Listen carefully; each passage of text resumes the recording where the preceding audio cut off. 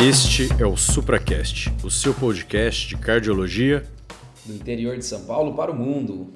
Fala galera, sejam todos bem-vindos a mais um episódio do SupraCast. Eu sou o Marco Antônio e hoje novamente com meu grande amigo Almirzão. Fala Marcão, tudo bem? E hoje um episódio que vai misturar cardiologia e ginecologia obstetrícia, Marcão. Exatamente, né, meu amigo? É isso aí. Pessoal, hoje a gente vai abordar um tema muito bacana, tá? Vamos falar sobre dissecção espontânea de coronária.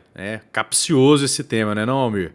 Como você adora falar, né, Marcão? Um tema capcioso e um diagnóstico muitas vezes difícil no pronto-socorro de fazer, hein? Isso aí. E você já tem um desafio aí para nós, Almir? Com certeza, Marcão. Vou mandar um desafio e esse aqui eu quero que você comenta antes de chegar no final do episódio. Manda pra gente, porque eu quero ver se você vai acertar. Esse é só para quem tá um nível acima, Marcão. Ó, imagina uma paciente de 38 anos, sexo feminino, e aí ela chegou com uma clínica de infarto com supra, fez o CAT, tinha uma dissecção espontânea de coronária diagnosticada. Só que além da dissecção, Marcão, seguindo ela ambulatorialmente, ela tinha uma hipertensão de difícil controle, bem sugestiva de uma hipertensão secundária. Qual é o diagnóstico mais provável de hipertensão secundária, hein? Olha isso, hein? Isso aí é um pensamento clínico dos clínicos, hein? É, o fino do fino. Bora pro episódio? Bora lá!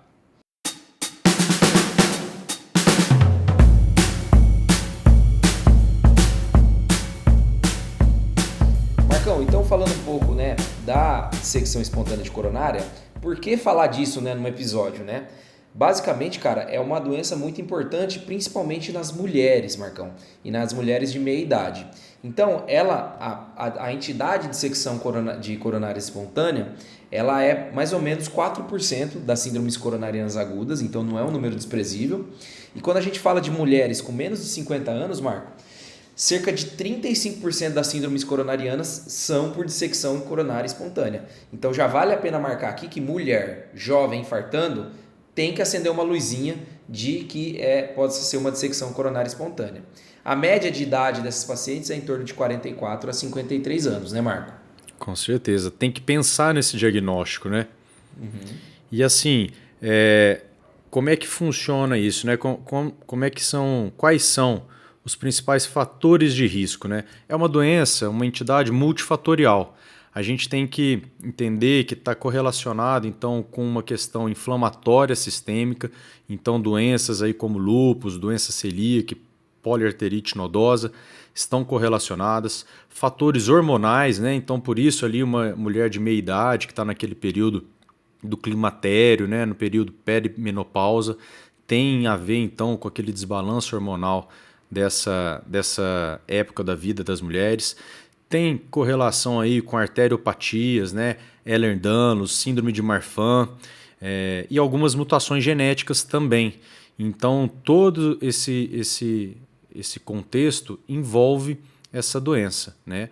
A gente tem também correlacionado alguns fatores precipitantes, e aí especialmente exercício físico isométrico, estresse emocional também está correlacionado. A galera do CrossFit, né, Marcão? Exatamente. Então, assim, mulher de meia idade que está se submetendo a um estresse físico ali, com exercícios isométricos de maneira muito importante, a gente tem que pensar nessa possibilidade, tá certo? Então, assim, é uma doença multifatorial e que, igual você falou, a gente precisa, né, pensar nesse diagnóstico, porque senão a gente vai acabar deixando passar, tá joia? Só algumas nuances aí que a gente precisa ressaltar também, que pode acontecer em mulheres, né? Geralmente acontece em mulheres de meia idade. Agora, quando acontece em mulheres que estão no período gestacional, elas costumam ter até um pior prognóstico, viu? Elas evoluem pior do que as que não estão em período gestacional. Esse é um quadro dramático, né, Marcão? Que é uma das coisas quando eu dava plantão em UTI, né? Que eu mais rezava para não chegar para mim. Uma gestante infartando, né, cara? É um quadro realmente muito dramático e quando se trata de gestante, a gente tem que pensar dissecção, porque realmente é muito comum por conta da embebição gravídica e toda aquela questão, né? Com certeza.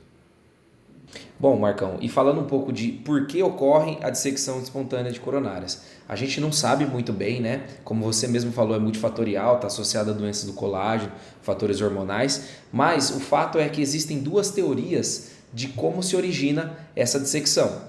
A primeira, que chama de outside in, ou seja, de fora para dentro, que é a mais aceita, e a inside out, que é de dentro para fora. O que é isso, né? Para explicar para o ouvinte. Né? Se a gente for estudar a histologia, né, das artérias coronárias, elas têm, toda a artéria tem 3 camadas. Então ela tem a adventícia, a muscular e a íntima. A íntima é aquela que está em contato com o sangue, a muscular é a que tem as camadas musculares mesmo, né, que tem a propriedade de contração, e a adventícia é aquela camada mais externa. O que acontece? Geralmente forma-se um hematoma, né, uma ruptura, né, por essa teoria do fora para dentro, outside in, onde na camada média que vai dissecando o vaso, né? Então vai separando a média da íntima, tá bom? Essa seria a teoria mais aceita desse hematoma aí se formando. Mas também existe aquela teoria que a gente vê muito na dissecção de aorta, né? Que é o inside out, que seria o quê? Forma-se um flap, rompe por alguma razão ali a camada, né, íntima, né, o endotélio, e aí aquela ruptura vai com o fluxo de sangue dissecando a artéria anterogradamente, né, Marco? Perfeito. Esse é até o que a gente associa mais comumente, né? Porque a gente está mais acostumado aí com a dissecção de aorta, né? Então a gente lembra do mesmo mecanismo fisiopatológico, né? Agora, e como é que se apresenta, né, essa entidade? A gente precisa ressaltar que a grande maioria das vezes vai ser num cenário de síndrome coronariana aguda, né? A gente tem alguns dados aí que até 95% dos casos é dor torácica, né? E aí, num quadro agudo, de maneira mais específica, e a gente precisa pensar nesse diagnóstico. Agora, só um adendo também que acho importante a gente falar, Almir, que, claro, é um diagnóstico que a gente precisa pensar, principalmente mulher de meia idade e tudo mais, igual a gente comentou, mas que primeira opção no nosso pensamento, no raciocínio clínico diante de um paciente é pensar no infarto tipo 1 mais comum. A gente não vai, antes de fazer, a gente vai falar mais adiante, de realizar o exame, o cateterismo, a gente não vai... é mulher de meia idade, a gente já vai bater o martelo que é uma dissecção espontânea de coronária e Perfeito, deixar de Marcão. fazer as medidas anti-isquêmicas, né? Então, só para ressaltar esse ponto. Mas aqui, então, vai ser, muito, na grande maioria das vezes, um quadro agudo de uma síndrome coronariana aguda. E aqui, os pacientes costumam aparecer até com níveis bem elevados de troponina, viu? Maiores do que 25 mil, então troponina costuma alterar bastante. A gente vê alteração eletrocardiográfica, assim, com infarto anterior extenso, né? Então, um supra bem evidente, né? Quando se apresenta com supra, né? E interessante saber que a DA ela é a mais acometida, né? Depois a artéria circunflexa e depois a coronária direita, tá? Alguns dados aí interessantes da gente ter em mente. Mas lembrar que pode acontecer aí também náusea e vômitos tão bem associados, diaforese também, a dispneia. Então, lembrar de todos esses comemorativos, mas num quadro bem típico de síndrome coronariana aguda. Perfeito? Perfeito, Marcão, né? O paciente pode vir com supra, com IAM sem supra, com supra, choque cardiogênico, né? As apresentações são diversas, mas realmente, geralmente, o mais típico, né, Marcão, é aquele supra anterior acometendo a DA, que é a mais acometida. E quando a gente fala de pacientes que chegam, né, com infarto, com síndrome coronariana, óbvio que o exame inicial é o cateterismo cardíaco, né, Marcão? E aí, para quem são os caras que gostam, né, da hemodinâmica, né, que já tem mais essa veia intervencionista, tem que saber aqui, né, que quando a gente vai para um CAT de uma paciente jovem, a gente tem que ser muito mais cuidadoso no manejo do catéter, porque já é um vaso que tem uma fragilidade e a gente pode causar uma dissecção aí iatrogênica, né, já que esse paciente já tem uma predisposição a dissecar. E quando a gente fala de dissecção, a angiografia, né, olhando, né, o filme de cateterismo, a gente tem basicamente 3 tipos, aliás 4 tipos, né? O tipo 1 é o mais fácil de a gente ver no cateterismo, que a gente vê de fato um flapping, né, formando a dissecção mesmo. Esse é fácil, a gente bate o martelo. O tipo 2, o que a gente observa, né? A gente vê um vaso que é normal, saudável, entremeado por um segmento ali que o vaso afila de uma vez, né? E depois ele volta para o seu tamanho normal. Então esse é um pouco mais difícil, mas a gente consegue bater o martelo.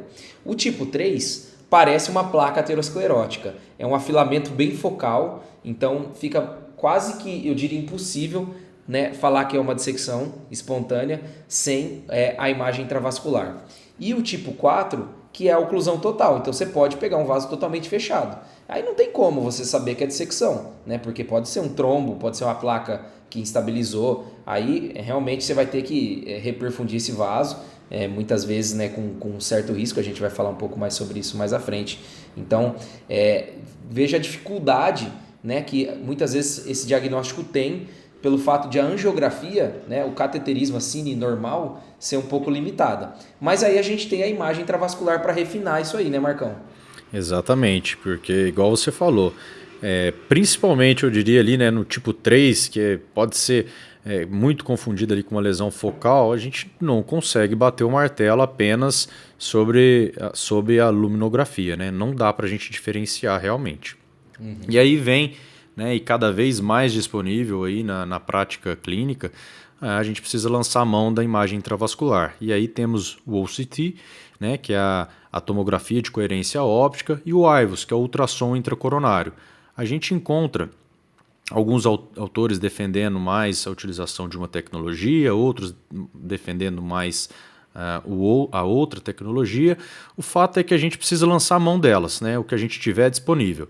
Lembrando que assim, a imagem do OCT ela tem uma melhor formação da imagem, a gente consegue ver uma melhor definição, né?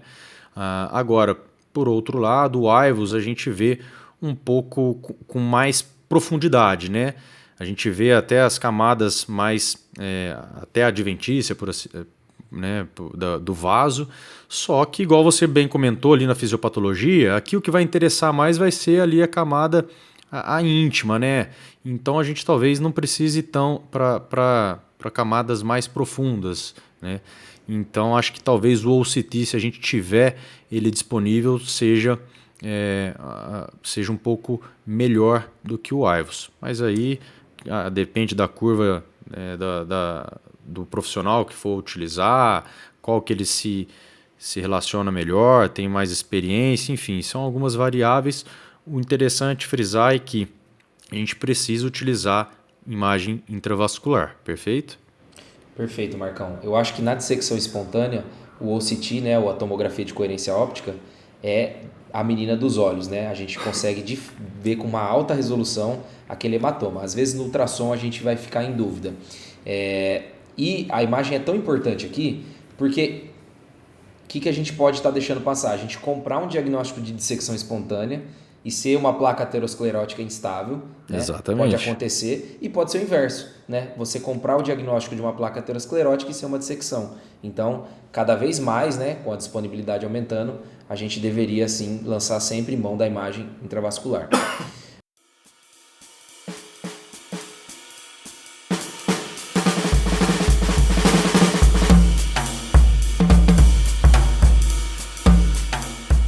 Bom, uma vez diagnosticados esses pacientes, né, a gente vai para o manejo, né, Marcão? Como é que a gente maneja esses pacientes? Isso aí. Então, aqui, Almir, o que a gente vai precisar diferenciar logo no começo, que a gente tem o primeiro contato com esse paciente, vai ser colocar dois grupos. O paciente que se encontra estável, né, e com a artéria aberta, com fluxo preservado, e o paciente do outro lado da moeda que está instável, né, está em choque cardiogênico, está com fluxo time zero, né, ou que tem algumas lesões mais complexas, lesão de ósseo, lesão biarterial, né? Então esses dois grupos, o estável e o instável basicamente. Por quê? A dissecção espontânea de coronária ela é uma condição que ela costuma ter até a resolução espontânea, como o próprio nome diz, até em 30 dias. né? Então, se o paciente ele está estável, ele está com a artéria aberta, tem um fluxo preservado e a gente sabe que essa condição vai se resolver em dias, né? Então a gente tem de ser o mais conservador. E essa é a nossa tendência, perfeito? Sabendo que esse paciente vai precisar ficar internado, tá? Até por mais dias do que um paciente, por exemplo, que, né, teve um evento aí, um infarto com supra, do tipo 1 mesmo, mais comum, mas que foi liso e ele costuma ir de alta até em 48 horas. O paciente que tem uma dissecção espontânea de coronária, a gente tende a mantê-lo internado por 5 a 7 dias, porque a gente precisa otimizar a medicação, controlar os fatores de risco, a hipertensão, e a gente tem que ficar atento para ver se realmente esse hematoma não vai se expandir, se a linha de dissecção não vai aumentar. Então ele precisa ficar sob vigilância por mais tempo, tá? Mas a gente vai manter essa conduta conservadora a todo custo. A gente sempre vai optar por ela como primeira opção. Aí não existe assim muitos protocolos, alguns serviços costumam repetir um cateterismo tempos depois, não tem isso muito bem definido, mas a gente vai para essa conduta mais conservadora. E do outro lado, né, só para a gente pontuar também, do instável, aqui aí a gente vai ter que tomar alguma atitude mais abrupta, por assim dizer, né? E aqui a gente pode optar pela angioplastia, né? Sabendo que vai ser uma angioplastia mais difícil, né? Tem um risco maior envolvido, né? Um risco de má posição do stent, um risco de precisar de uma malha de stent maior, né? Porque, pensa bem, né? A gente tem um hematoma, então a gente vai colocar um stent e a gente vai, né, de maneira bem simplista, a gente vai empurrar esse hematoma adiante. Aí a gente coloca mais um stent. Aí a gente empurra mais esse hematoma, coloca outro stent e por assim vai. Então, no final das contas, a gente tende a ter resultados subótimos, né? E aí um risco tanto isquêmico como trombótico acabam se elevando. Perfeito, Marcão. Às vezes o clínico até questiona, né? Nossa, Almer, mas tem uma lesão de 95%, por que não vai pôr um stent na dissecção espontânea? É justamente isso que o Marcão falou. Então é importante o ouvinte agora entender isso, né? Você tem um hematoma separando a média da íntima. Na hora que você põe um stent, né, esse stent ele vai expandir até um certo ponto, mas um certo ponto vai ficar aquele hematoma ali na parede. Só que em 30 dias, 95% dos hematomas foram reabsorvidos. E aí é onde esse hematoma drena, só que o stent ele não cresce na hora que o vaso, né, drena esse hematoma. Então, o que acontece? Esse stent muitas vezes ele não fica totalmente colado na parede do vaso mais tardiamente. Isso é um fator de risco para trombose de stent, né? E aí esse paciente reinfarta, é um quadro realmente dramático. Então, sempre que possível, como o Marcão falou, a gente não vai angioplastar esse paciente, não vai pôr stent, a gente vai deixar o tratamento clínico otimizado. É óbvio, imagina, uma DA fechada, uma DA suboclusiva ostial, um tronco, né? Uma lesão que paciente pega ali chocado, né? Paciente chocado, paciente com fluxo ocluído, aí é risco-benefício, a gente vai intervir, né? Bom, mas e aí falando de tratamento clínico, né? O que a gente tem de tratamento clínico? Então, basicamente, a gente pensa meio analogamente à dissecção de aorta, né, Marcão?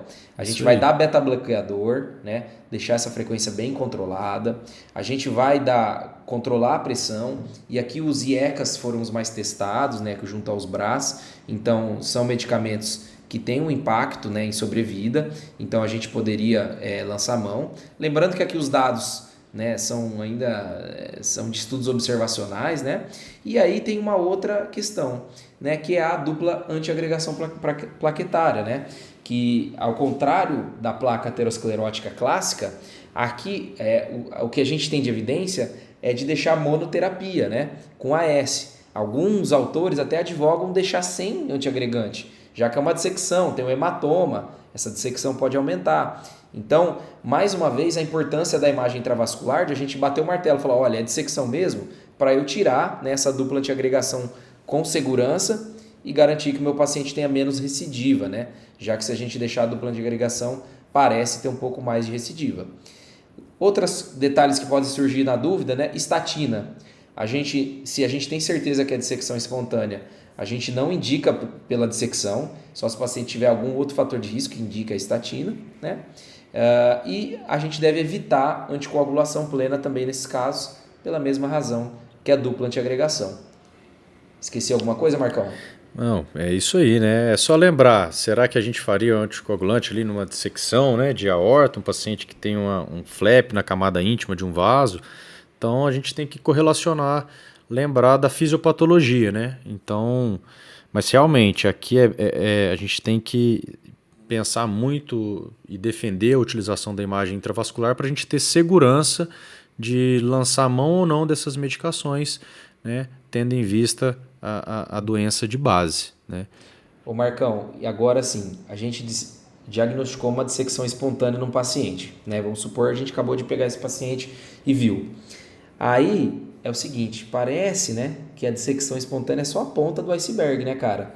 Então, quando a gente encontra uma dissecção espontânea, qual que é o próximo passo, Marcão? Depois, obviamente, de tratar esse paciente, ele receber alta, o que a gente tem que pesquisar? Exatamente. Então a gente tem que pensar o seguinte: se é uma doença do vaso, né, e que tem, igual a gente comentou, é multifatorial e etc., a gente tem que pensar que outros vasos, outros sítios também podem estar acometidos, né? Tanto é que existe uma correlação com outras doenças. Por exemplo, a gente pode ter até doenças em vasos cerebrais, a gente pode ter né, doenças em vasos das artérias renais, a gente pode ter estenoses em outros sítios. Então a gente precisa fazer ali uma busca ativa realmente e até realizar aquela angiografia um pouco mais ampla, né, para a gente ver se não tem um aneurisma, pseudoaneurisma de vasos cervicais e cerebrais, igual eu comentei, em outros sítios, né? E aqui a gente vai até ao encontro da questão que foi o desafio, não é isso? Perfeito, Marcão. Então, existe, né, uma associação muito grande de dissecção espontânea com uma entidade, com uma doença, né, que o Marcão não quis entregar o jogo, que é a fibrodisplasia muscular, né? A fibrodisplasia muscular, ela está presente em até 50% dos casos de dissecção espontânea, né? E qual que é o problema? Em 7 a 11% desses casos, ela se manifesta no sistema nervoso central, com aneurisma ou pseudoaneurisma de vasos cervicais ou cerebrais. Então é o risco de um AVC hemorrágico, né? A gente pode fazer esse diagnóstico, né? Se a gente a gente pensa nele, né? E além disso, né, que é o desafio, né? A paciente que chegou com dissecção e tem uma hipertensão provavelmente secundária, você pode ter fibrodisplasia muscular, né, no rim, né, dando a hipertensão renovascular. Então é um diagnóstico também que a gente deve pesquisar. E aí pode dar até aquela imagem bem característica da artéria renal ali em Contos do Rosário, que ela fica bem, quando visível ali, é bem característica mesmo e que causa essa hipertensão renovascular, que foi até o caso aí que você comentou no início do episódio, né?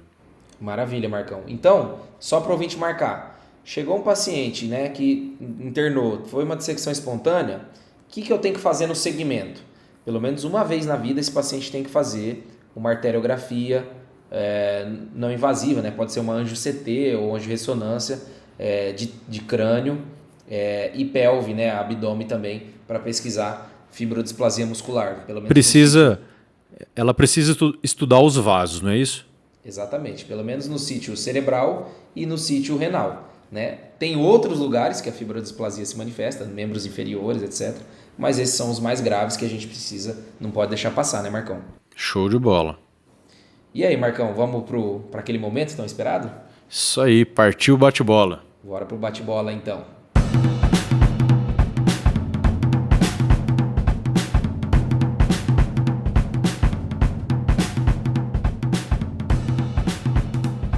Marcão, chegou um paciente no PS com IAM com supra. Quando que eu penso em dissecção espontânea? Almir, então é o seguinte, mulher de meia idade com uma síndrome coronariana aguda, a gente precisa pensar. Se ela for gestante, então, a gente precisa pensar mais ainda. Maravilha. Almir, como fazer o diagnóstico de dissecção espontânea de coronária? O diagnóstico é feito pela angiografia, pelo cateterismo, né? Naqueles 3 tipos que eu falei, mas às vezes a gente tem dificuldade e aí o ideal é sempre que possível utilizar a imagem intravascular, lembrando que a tomografia de coerência óptica é o método de escolha quando possível. Marcão, qual que é o tratamento clínico para dissecção espontânea? Então, vamos pincelar aqui. Tratamento conservador. A gente precisa lembrar de manter os fatores de risco controlados, então hipertensão, a angina, lembrar do papel do beta-bloqueador e também do AS. Almir, quando realizar angioplastia? Marcão, a angioplastia, como a gente já falou, não tem bons resultados a longo prazo na dissecção espontânea, então a gente vai realizar só quando o paciente tem uma isquemia crítica, choque cardiogênico ou é uma dissecção de vasos muito proximais, tronco de coronária esquerda, DA ou CX ostial. Show e Marcão, de bola. por último, o paciente teve uma dissecção espontânea, o que a gente tem que pesquisar obrigatoriamente? Então, sempre pensar em fibrodisplasia muscular. É uma paciente que provavelmente tem doença de outros vasos em outros sítios. Pensar nessa entidade, fibrodisplasia muscular. Maravilha, Marcão. Episódio assim, papuf, mas bem legal, hein? E que com certeza vai agregar para o pessoal sempre pensar nessa possibilidade, porque para diagnosticar a gente precisa estar sempre atento a esse diagnóstico, né? O Marcão, será que vai ter algum GO que vai assistir esse episódio? É bem importante, seria de suma importância, vai ajudar demais aí num plantão. É isso aí. Marcão, queria agradecer, né, mandar agradecimento a todo mundo que vem interagindo no Instagram, continuem mandando e mandem, né, sempre os desafios, interagem com a gente, está sendo muito legal essa experiência. Isso aí, um abração pro pessoal, todo mundo, segue a gente no Instagram, né, o @supracast cardiologia, nos demais buscadores, Spotify, e qualquer dúvida, qualquer caso interessante, manda pra gente e vai ser muito legal poder contar aí com vocês. É isso aí, dá aquelas 5 estrelinhas no Spotify também, que valoriza muita gente. Gente, muito obrigado e até a próxima. Valeu, Almirzão, valeu pessoal, um abraço.